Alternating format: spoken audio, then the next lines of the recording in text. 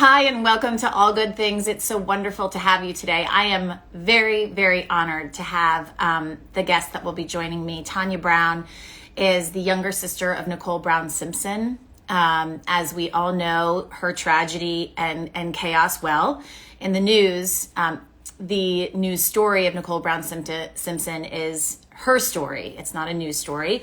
And she is joining me today to talk a little bit about what she has done to take her trauma to something that other people can learn how to cope and grow from some of the things that they experience in their lives that's unimaginable.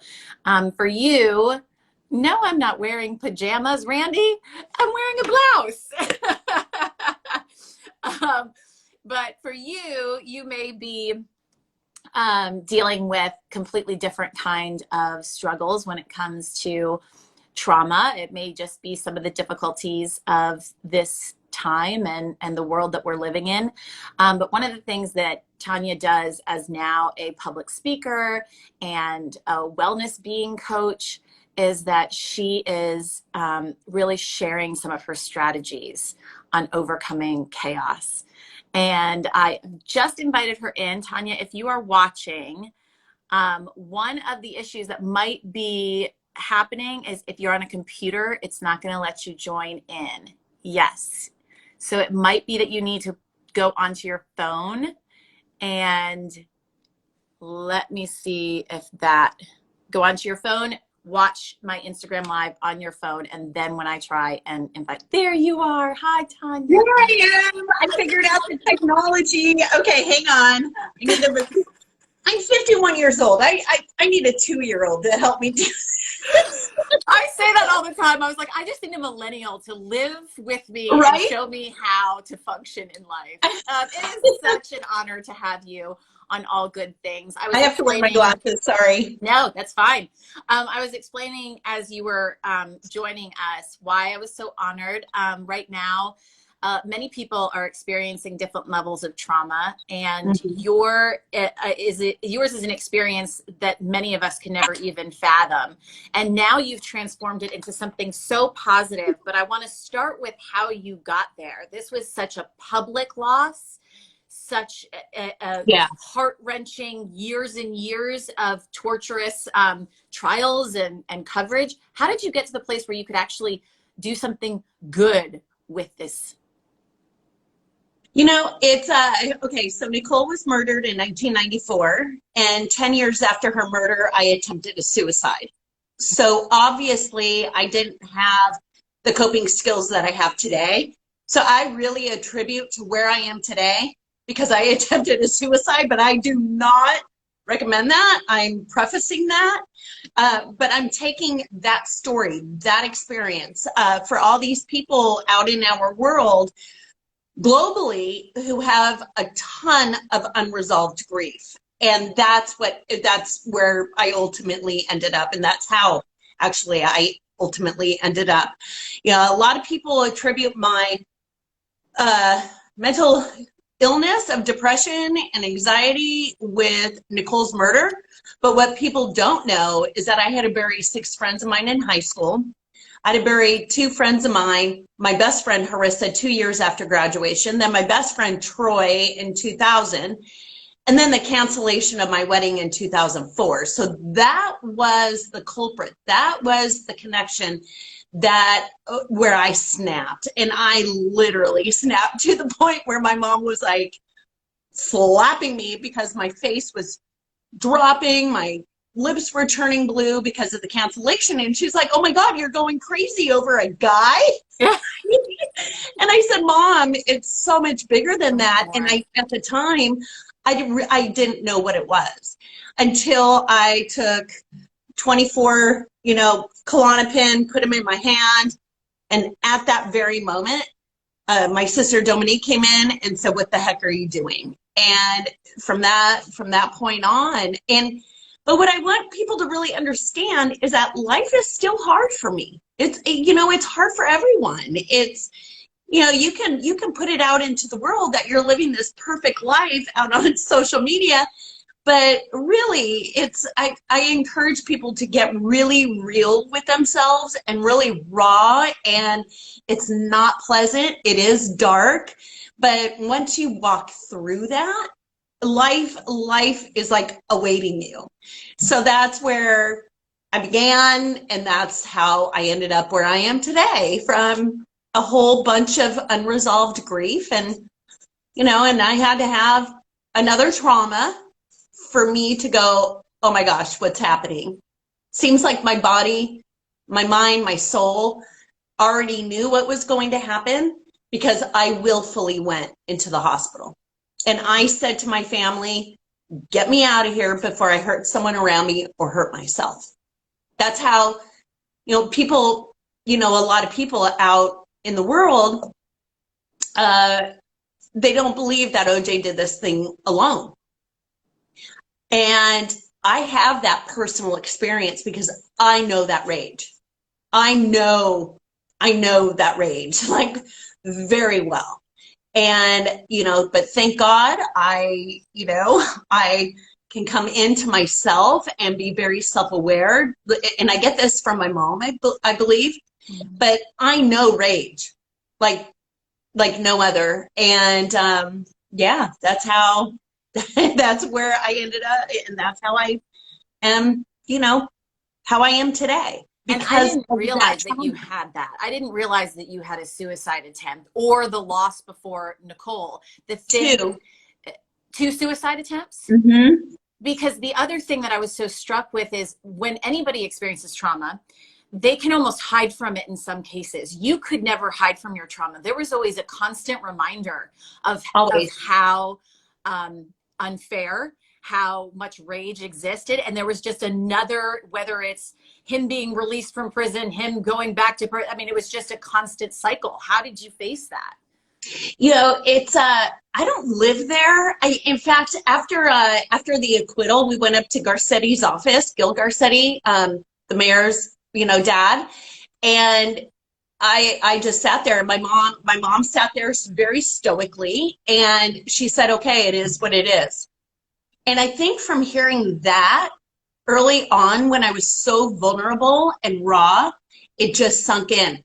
Things that happen to us, if we can't control it, it goes back to that serenity prayer. And a lot of people don't know about it, right? But look it up, the serenity prayer, because if you can't change it, if you can't control it, it's like you have to have a conversation with yourself. I have to make the decision to choose to let it go. Not, I have to let it go, I need to let it go, but I'm making a really concerted effort to accept and surrender. Maybe not let it go, but get to the point of, this is happening to me. What, again, grief could be, a loss of a dog, a cat. It doesn't need to be, it could be a divorce, a loss of a job, life transition. You're saying goodbye to a community, a lot of the military, right? Where the Army brats, and they have to travel across the world after, 2 months of being in one place. So grief is not just someone dying in the physical, self. It could be, like I said, a transition, a divorce, etc. I forgot the question, but that's okay. Publicly, when my mom said it is what it is, it always stayed with me. Now, I want people to know that I am not perfect. I ruminate. I sit in, certain situations, and I'm like, why did I do that? Why did I say that? But again, it all comes from, what is it that you are not addressing in your life that makes you behave the way that you do? And I'm very honest. We just lost our mom in November, and she was 89. But I never really experienced such anger in my life. Even, it's like OJ and Nicole, that didn't even compare to the anger that I had after losing my mom. She was 89. Why? Grief is messy. Mm-hmm. It's very messy. It's not linear. And a lot of people follow, the Kubler-Ross 5 stages of grief. But, you do have these different stages, but they're not linear. You could be at stage 1 one day, stage 5 the next, and put the milk in the cabinet instead of the refrigerator.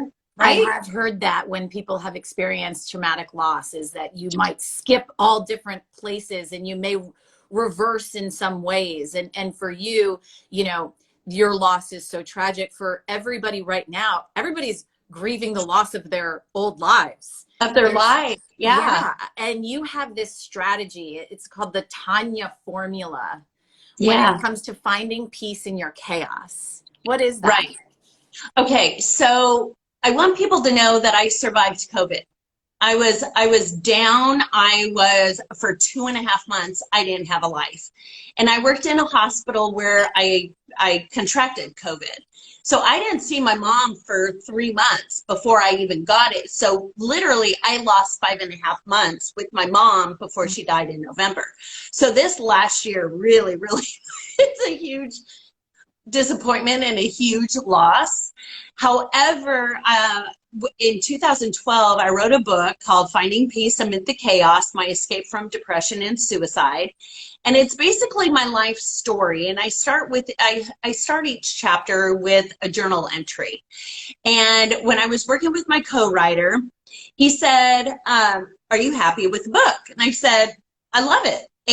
But it's kind of like a Nicholas Sparks book that you're going to put on the shelf and either donate or watch the movie, right? So I said something is missing because people need solutions on how to overcome.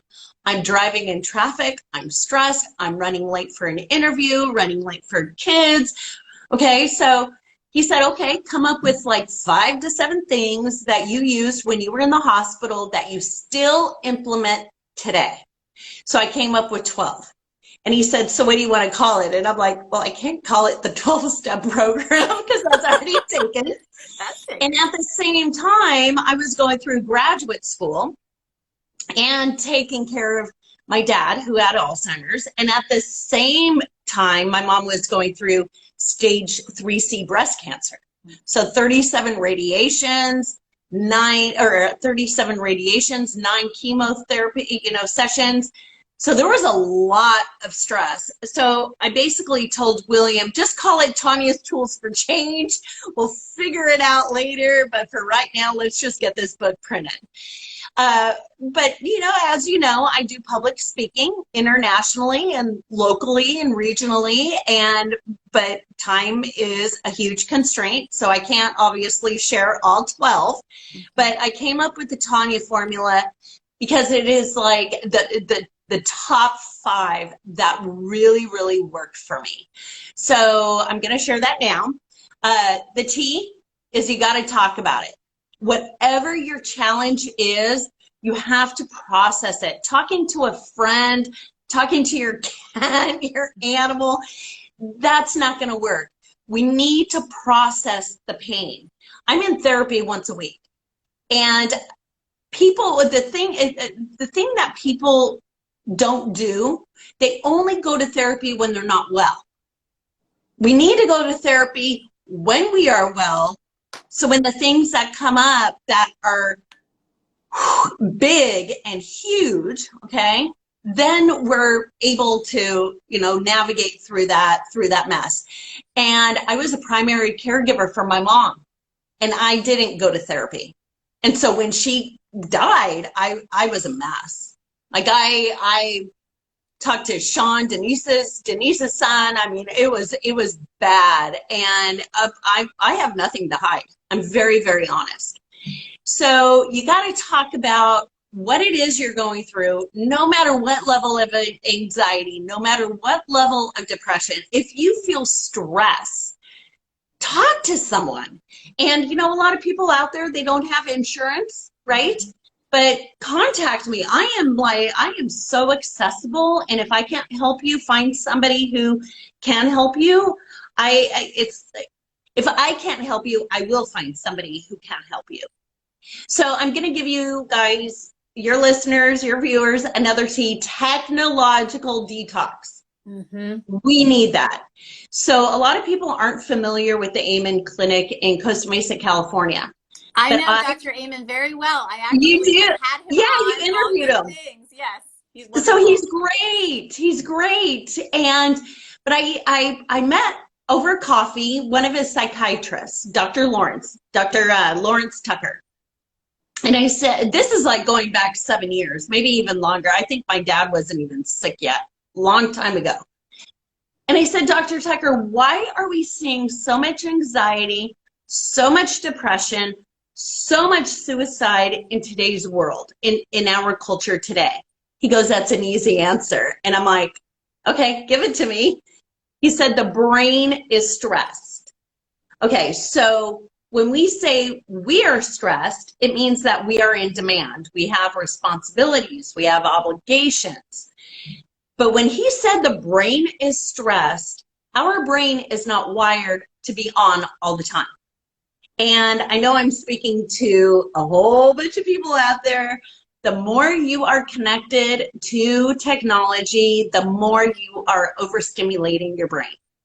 I'm a victim of it. Like I said, I'm not perfect. I have to do daily check-ins and be self-aware, okay? Because we do live in the world of technology. Mm-hmm. So technological detox, there's a great study out there by the Harvard Review Business Journal. It's called Manage Your Energy, Not Your Time. So even though it was a study back in 2007, it's a great read, and it's like 10 pages long. It's not even, it's worth reading. And that has always stayed with me. So technological talk about it, technological detox, and the attention on the positive. So, and this is hard for a lot of people, because when we're going through a lot of icky stuff and we don't see a way out, or we're getting, you know, stuck in the mess and the chaos and the emotional duress, there's always something positive. Always. We just need to turn off the phone, turn off the TV, and just kind of sit in it. I mean, if anyone can listen to everything that you've been through, all the losses that you've had, and you can still find the positive. I actually have a viewer here, Callie Swanson, who says, I lost my brother a few days ago. All I do is sleep because I'm so sad. And I think that I hope, and it's why I wanted to have you on, whether it's your loss of a loved one or it's your loss of the life before COVID, these are the kinds of strategies that I wanted you to talk to us about. Of, exactly. You know, what you can do if you are having these feelings. Well, Callie, I'm so sorry for your loss. It's, I'm going to cry because it's never easy losing someone you love. So, ooh, boy, so my heart goes out to you. But please, if you know, and I know there are other Callies out there, if you're really, really struggling, sleeping a lot, it's like that is like your major sign of depression. But this is the thing. I want you to walk through it. And I'm not talking just to you, Callie. I'm talking to everybody else, okay? So you, along with everybody else, we have to walk through the tornado of chaos. And Dr. Warren or Pastor Warren from Saddleback Church, he said that, and that has always stayed in my head. We have to walk through the tornado of pain.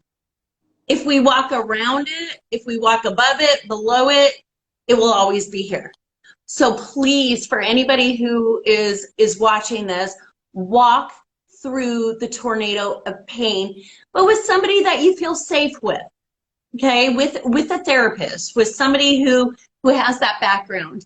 Because I always wore my heart on my sleeve, and my mom's like, why are you always depressed? You talk about your feelings all the time.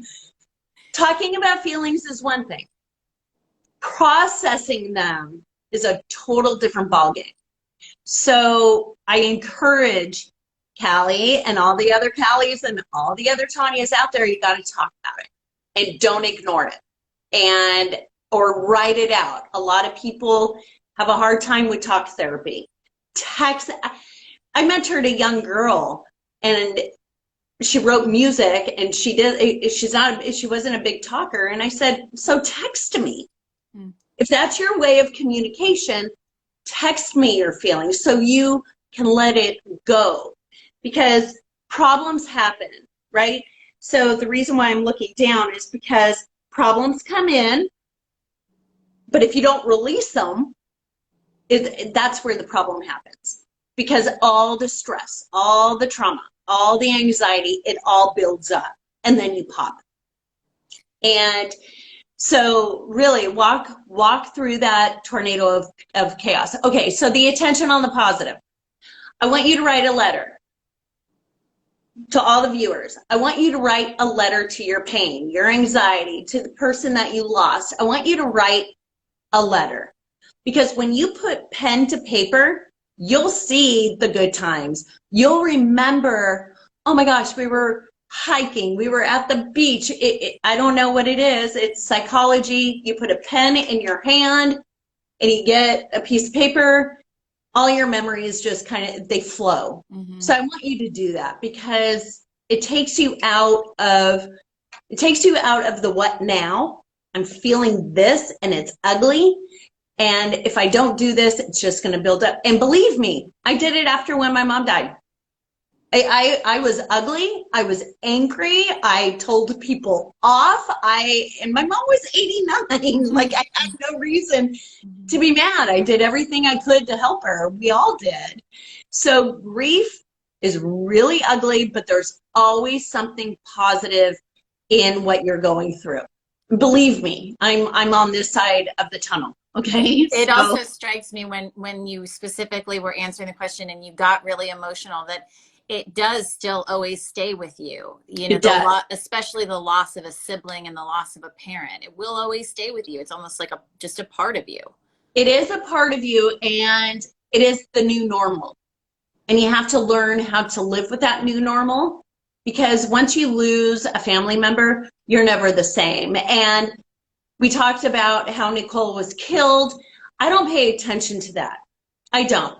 I'm an advocate for it. I posted her 911 call, and I encourage all your viewers and listeners to really listen to that, because that's the only voice I have of my sister, is the voice of fear. It's the only video I have of her. And so it wasn't just Nicole and that incident. It was just like, it was everything.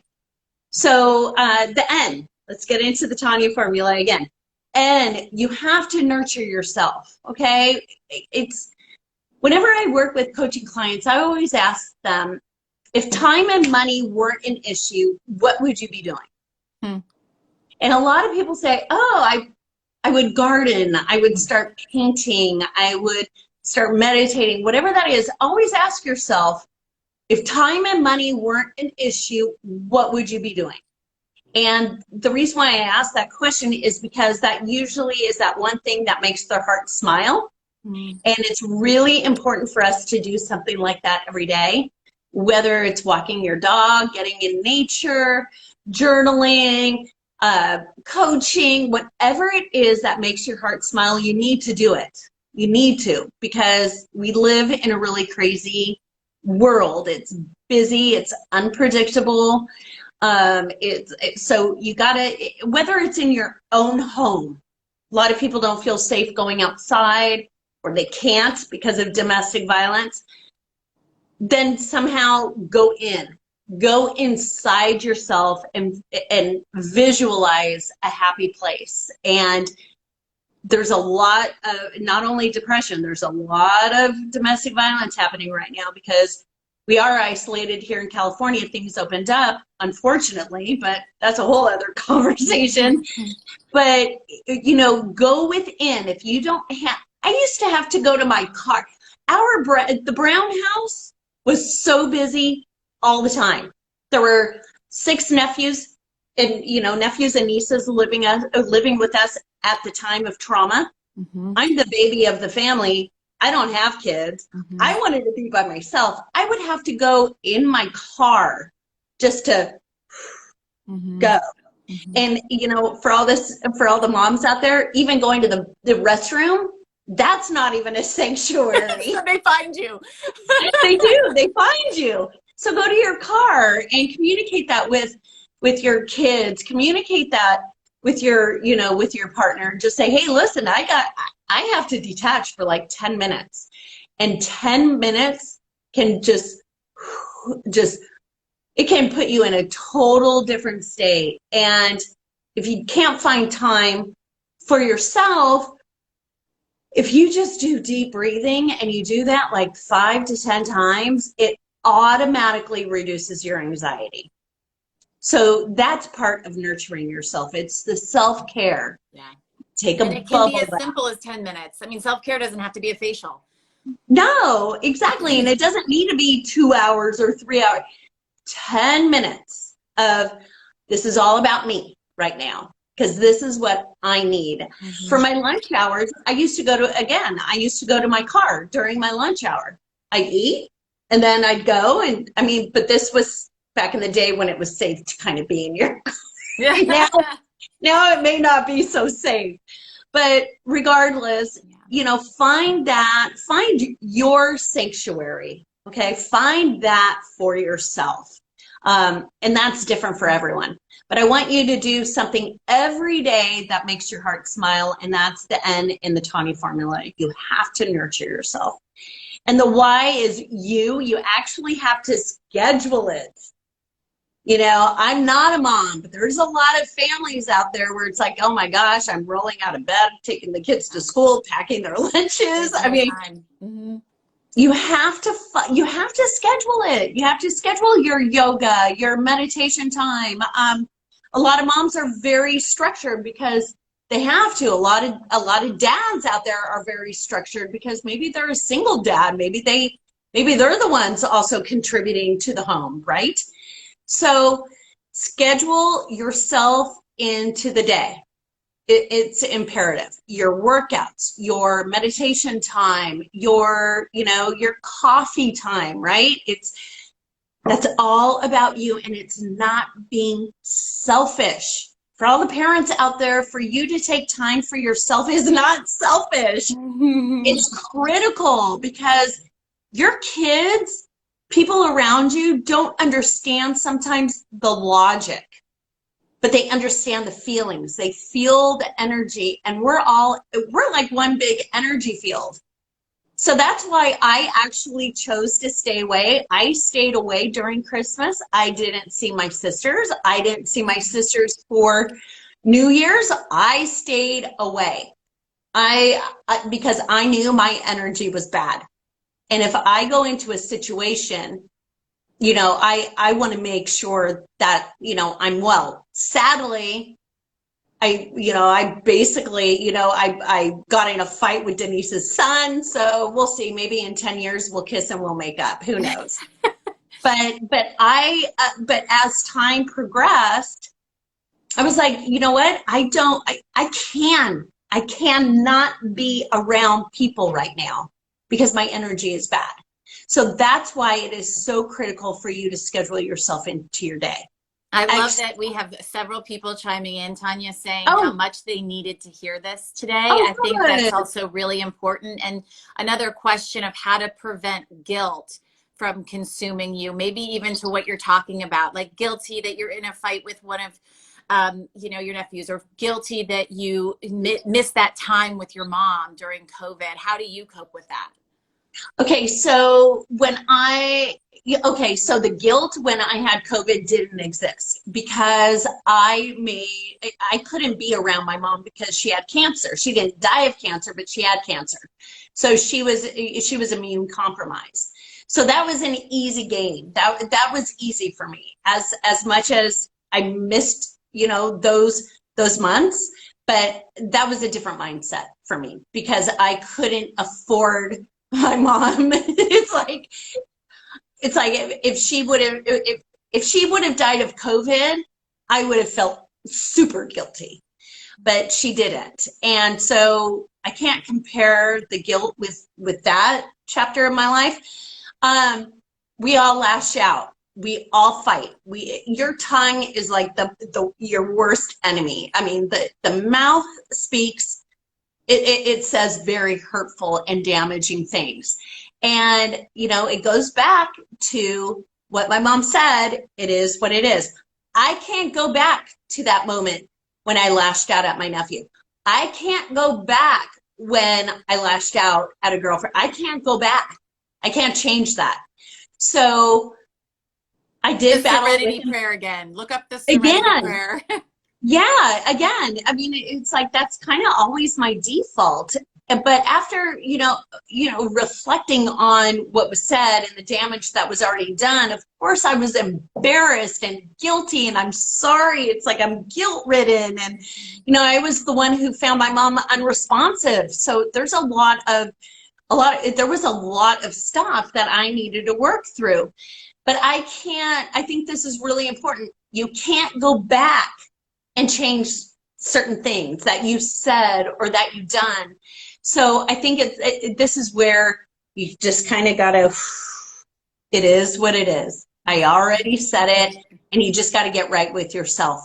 And that's really hard. That's why I am a huge journaler, huge, because we all need that release and that outlet. And once you put, like, if you take your pen to paper, science actually shows that it takes the energy out of you and it puts it out on the paper.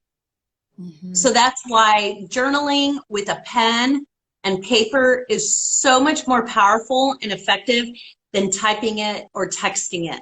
I mean, but you got to do what's right, what works for you. For me, pen to paper, I leave all my guilt, my shame, my embarrassment, and I put it out on the paper. And, later on, I think it's like step 8 or step 9 in AA where you make amends. And you make amends not for them. I always say, oh my gosh, you guys, I am so apologetic. I'm deep in grief. I'm sad. I'm angry. Please accept my apology. And some people don't. And you need to be ready for that. Mm-hmm. But the reason why you don't make amends for them. You do amends for you. And if they don't accept it, that's another stage of acceptance where, it is what it is. Mm-hmm. But, I acknowledged what I did, my behavior, right? And when I say my, I'm talking to, your audience. Mm-hmm. And the last A is attitude of gratitude. I follow John Assaraf. He's great. I follow the Daily Om. I get on there, I donate $15 and I get on there, and there's great messages in there. When I scroll through Facebook, Instagram, if I see something, hear something that really resonates with my soul, I'm all in it. I listen to podcasts that are positive and uplifting. I don't like to use the word have to or that phrase.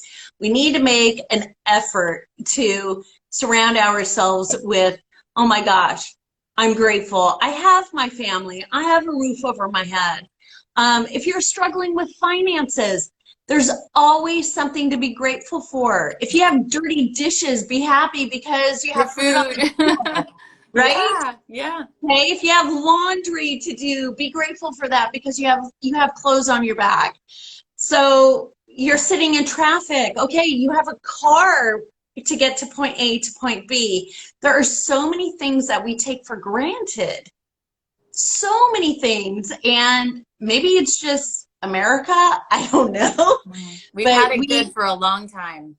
Yeah, and we can't take advantage of that. We can't take it for granted. And especially now in these times, we really need to make a concerted effort to go, wow, okay, I do have these things and I am so grateful for it. And talk to your higher power, whoever or whatever that is, right? Whatever religion you are. And if you don't believe in a religion, believe in, I don't know, the cup that you're sipping coffee out of, whatever it is, okay? There's always something bigger than yourself. And it's important to tap into that. So be grateful, but the only way we can really see that is if we eliminate, the technology for 10 minutes throughout the day, intermittently, a couple of times a day, and sit still. Because if we don't sit still, then we're just busy. And we're avoiding and we're just rushing. But if you've got, you know, like the Callies out there, if you've got pain, stress, anxiety, frustration, oh my goodness, talk to somebody. Because where I ended up, no one is immune. We hear about suicides. We hear about attempted suicides. And, you know, or we hear it. So don't let that be you. And I'm living proof of that. And Callie, I know you said in the comments, Callie was saying, you know, I feel like I don't have anyone to talk to. My brother was my best friend. Tanya said there, she's an open book. She has a website. She responds to Facebook messages. I do. Reach out. And even if you don't have insurance, I know that there are resources. There are resources. NAMI, National Alliance on Mental Illness. Call them wherever you are.